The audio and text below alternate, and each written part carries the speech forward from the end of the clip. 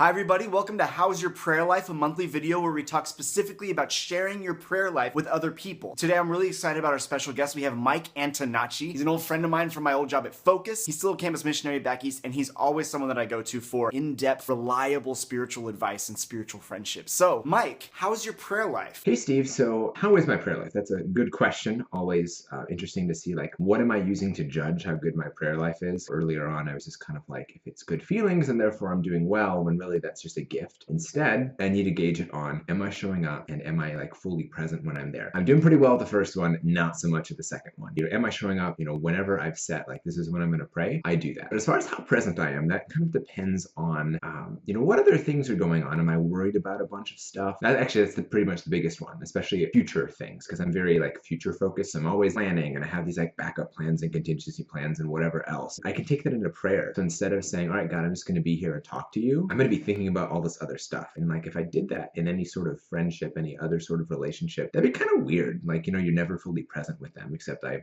do it to God all the time. And I'd love to be able to say, there's this big grandiose theme to my prayer life, trust or something like that. And kind of indirectly it is, but really the biggest theme in my prayer life has been foot pain, because that's been a theme in my life the past like 8 months, and therefore it comes into prayer. Like the core of my prayer life each day, I do an Ignatian examen, the form of prayer where the matter, the material of the prayer is your day. How is God moving in my life today, right now?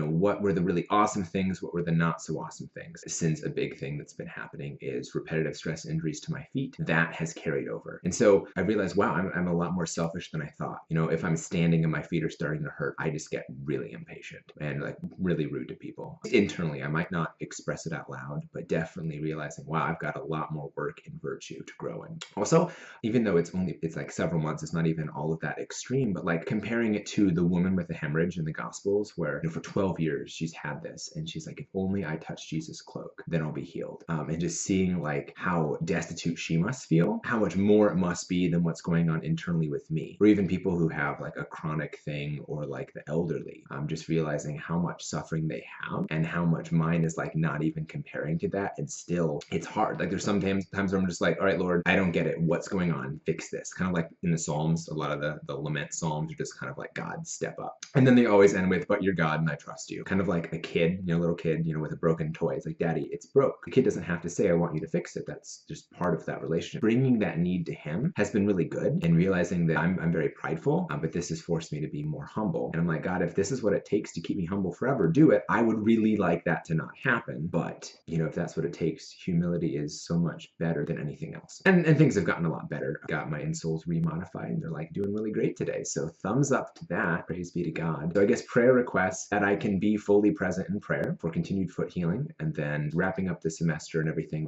We have a couple more months. This will be my last semester as an on-campus missionary, and then I'll be going to our headquarters in Denver just for all of that transition stuff. That would be great. So now right back to you. So Steve, how's your prayer life, and anything I can pray for? Awesome, Mike. One, thanks for sharing. Two, you got a Focus promotion? That's awesome. And I'll definitely be keeping all of your intentions in my prayers. Thanks so much for sharing. My prayer life is doing pretty good. I had to rebuild it earlier this year. I spent the month of February rebuilding my prayer life, and I was amazed at how quickly God let it get back to the place that it used to be before it started to fall apart at the end of last year. But then I remembered what was so difficult about being where I used to be in prayer. One was actually, like you said, distraction. I go into pray and I'm thinking about literally anything else. I'm finally starting to bring the Bible into my prayer. My goal for Lent is actually to finish the Bible by Easter. I can only do that because of how much of the Bible I've actually read before, thanks to my old job in Focus. But I love bringing the Bible into prayer. Every part of the Bible has something that they can tell us. If there was a theme to my prayer life, I'd have to say it was that theme of tininess. Therese would say littleness. You know how much I hate quoting Therese, so it takes a lot of pride out of me to actually do that. Comparatively, I have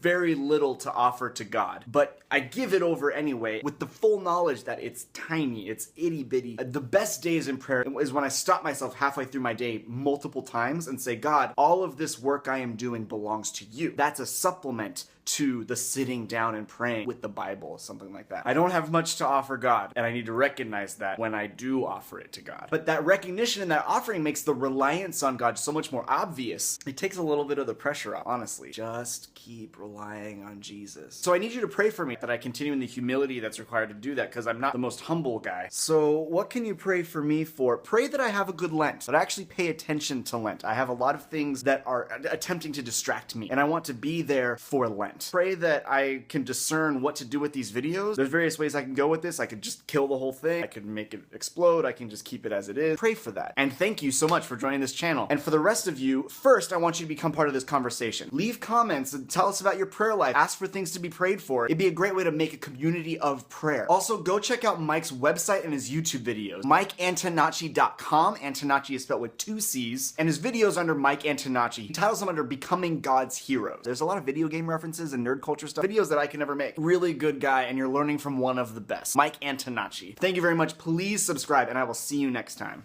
Hey Steve, so how is my prayer life? Well, there's always the question of, oh man, all right, so ignore this beginning part because it refocused.